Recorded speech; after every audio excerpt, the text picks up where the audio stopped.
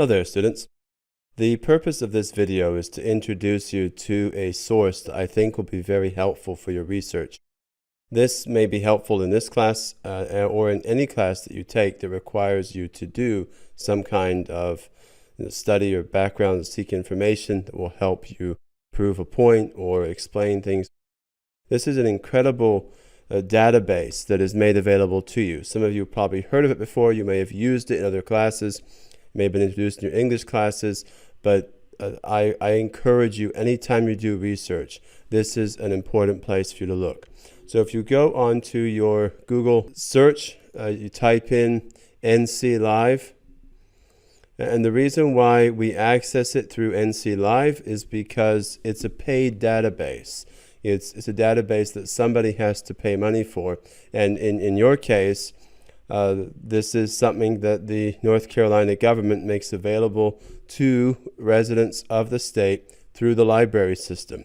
And so in order to access it, you will need to have an active library card. And when you go to log in, which I'll show you where that happens later on, you'll need to enter the library card number, and it will ask for a PIN number. Typically, if you have not change the PIN number, so if you don't know what your PIN number is, your PIN number is going to be the last 4 digits of the phone number associated with that library card. And so that, hopefully you know what that is. And so that's how you'll get access to it. But to start off with, you'll just go to NC Live. You type that into your Google search, and it should be the first option that comes up. It's got this logo that you'll see, so that should be easy to identify. If you go to NC Live, the entrance page here is going to be this search menu that looks like pretty much any other search. But it gives you access to a huge database of articles, ebooks, videos, test prep material, language learning, and career development. Of course, what we are interested in are the articles and ebooks primarily for research. And so you'll see at the top the library system that my account is associated with. My library system is actually Caldwell County, and then you'll have the login here, which I don't need to do that now. I can log in before I start searching, or I can log in afterwards. If I click on the login now, it will show me my library, and so this, if I wasn't already logged in, it would ask me for information. So when I go to do a search, I can just do a search right here, or I can go to advanced search. Let's say, for example, I wanted to do a search on transubstantiation. It pulls up a number of articles. Now, I know from doing this search before that the first things that it pulls up in scholarly articles actually aren't very helpful. They're poems that were written about this, so they're not going to work very well for academic research. You have newspaper articles and magazines. Unless you're doing research on a contemporary event, that's not a very helpful resource either, and so I wouldn't encourage you to use that necessarily. Then you have ebooks, and some of these may be helpful. It's just going to depend. But this is what will show up, and then you can, for example, click see more scholarly articles, and that's where you really want to spend most of your time, is with the scholarly articles and with books. And so when you come here, you're going to have some options. You want to make sure that you have checked full text online, so this way it will not show you articles that you can actually get online.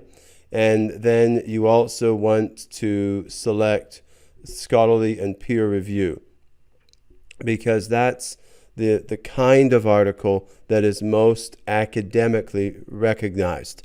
A peer review article means that experts in the field, right? So peers of the person who wrote it, who supposedly has qualifications in that field, but his peers have looked over that article in some way and said, under the direction of an editor, peers who are also experts in that field have looked at the article and said, this is quality work. This is worthy of attention. And so what you'll have here as you scroll down is just a wide range of articles. And you've got to be intelligent as you look at this in trying to decide if these sources are actually helpful. And the interesting thing is, as I go down, is that a lot of these aren't. A lot of these have to do with acting. A lot of these have to do with just a wide range of different material. And so what that tells me is that my search is probably too broad. But then I come to this article, and I can tell here this is theological studies, and so that tells me that this is something more along the lines of what I want.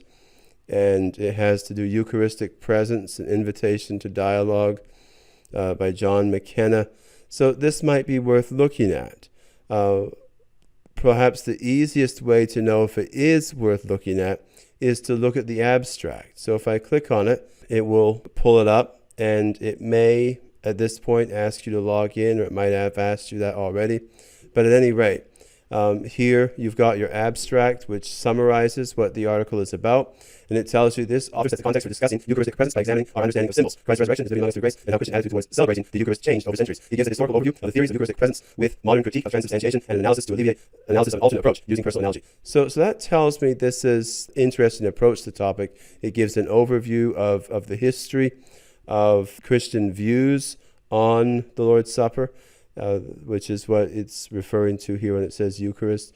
And so this will be worth my attention. And so I'd want to remember this. And so there's a couple ways. You can click on citation here, and it will give you a link to the citation. You'll have to make sure that you select that you want the citation actually in the in the MLA form, MLA 8 form. And so there you have it there. You can copy this out and paste it somewhere where you can go back to it and look at it later, and that will be helpful to you. So once you've seen one article, right, that's helpful. We'll get rid of that, and then we'll go down. Related items off to the side here may also give you some very interesting information. Here is Eucharist in the West, History and Theology, Celebration of the Eucharist, the Origin of the Rite, and it goes on here, and this is in the Anglican Theological Review. And so what you've got to remember as you're reading all of this is that these are all written from a wide range of theological perspectives. They're going to help you think. They're going to help you as you work through this.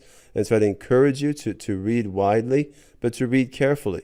And to remember, of course, in all of this, that the Bible is your ultimate authority, and make sure that you are reading with discernment. But that's just one part of the options here, right? And so this search on transubstantiation can get you to a lot of different things. Now, let's say, for example, though, that I want to find a book, right, on this.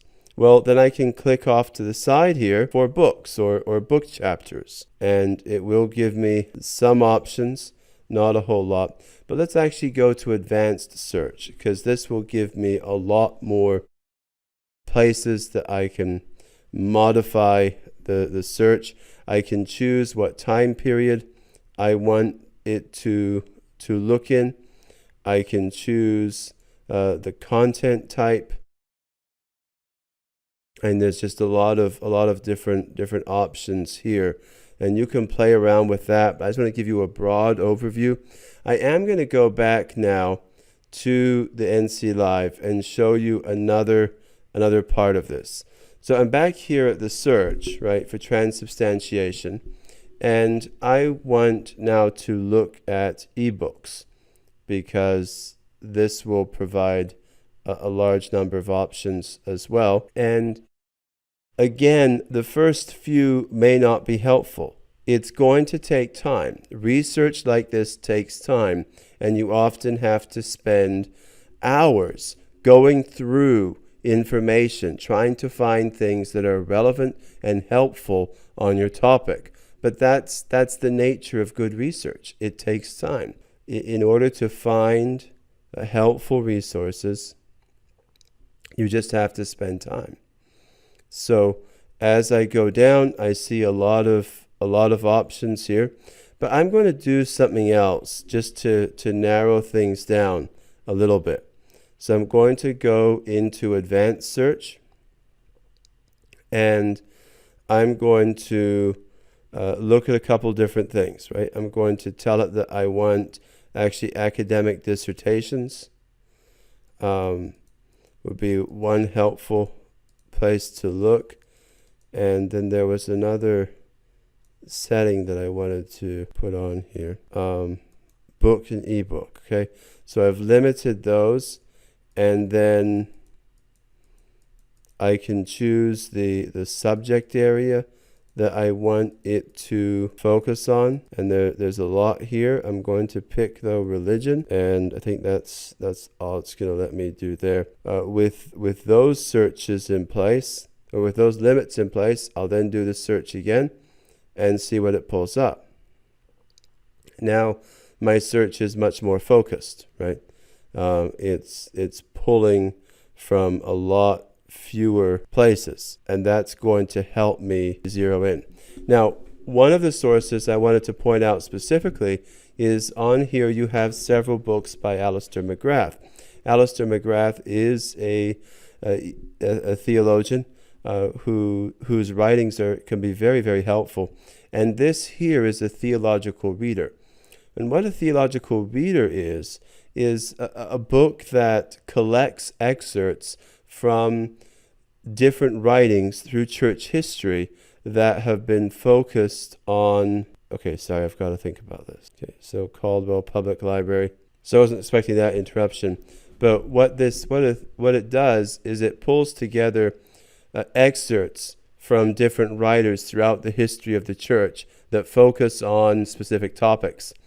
And so once I pull this up, I can actually read it online, or I can download the book. I can download or print a certain number of pages as a PDF. I actually just want, for now, to read it online and show you some of the topics, for example, that are covered in this, and just give you a sense of what a neat resource this book and other books like it are. And just to remember, this is an academic resource. This is very, very helpful, and will give you an incredible amount of information on a wide range of topics. Sorry, it's being a little bit slow to load here. There we go. And so you've got all your information for your citation here, and we're still loading a table of contents, which is what I really want to talk through. There we go. So you have the doctrine of God, right? And then he has quotations and excerpts from all kinds of different theologians throughout history. The person of Christ and excerpts from them. Salvation and excerpts from different theologians throughout history. Human nature, sin and grace, and excerpts from significant theologians throughout history. And he covers a wide range, including Catholic, Protestant, different Puritan writers, some conformist and nonconformist writers. It's a very, very broad range of authors. And so here on the church, he quotes from a lot of the church fathers. He quotes, so you've got different popes. You have Augustine, St. Augustine. You've got Calvin, Richard Hooker's a Puritan. You have Martin Luther, and a couple of different places. So, and this is a great resource on the sacraments. So readings on the sacraments, and that goes back to that original topic that I typed in on transubstantiation, and he's got quotations from this wide range of authors throughout history. This is a phenomenal resource that is available to you and allows you to do significant research even while you are at home. So I hope that's helpful.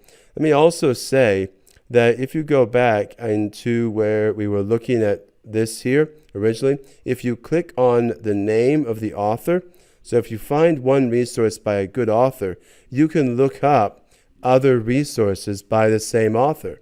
And you'll see that there's actually several books. I think there's 12 or 13 books by him.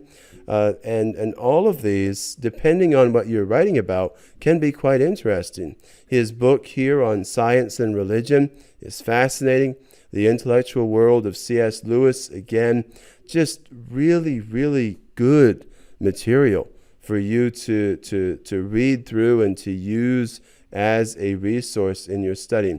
Let me also remind you that when you're looking at books like this, one of the most helpful features of any book when you're doing research is the glossary, if there is one. If there's a glossary of terms, that can be very, very helpful. And if there's an index, I always encourage students to look at the index, because what the index in the back of a book will tell you is it will give you the page number for references to different topics. And so back again, if I'm still thinking about transubstantiation, right, or the Eucharist or anything like that, and I can scroll down and down and down as he goes through all of these different fascinating topics, and I wait for the computer to load. Here we go, transubstantiation. Well, now I know that if I go to page 446, 451, 456 to 457, 459, it's got this string of pages that have the word transubstantiation on them. I can go to those pages and I can find information. The indexes in academic works, right, academic books, are some of the most helpful research tools that you will ever see. So I encourage you, use NC Live, use the resources on there, dig into your subject, go deep, really get to know it, and I think you'll find a lot of great information. Thank you, and I hope this is helpful. Again, please contact me if you have any questions, and I look forward to reading your papers.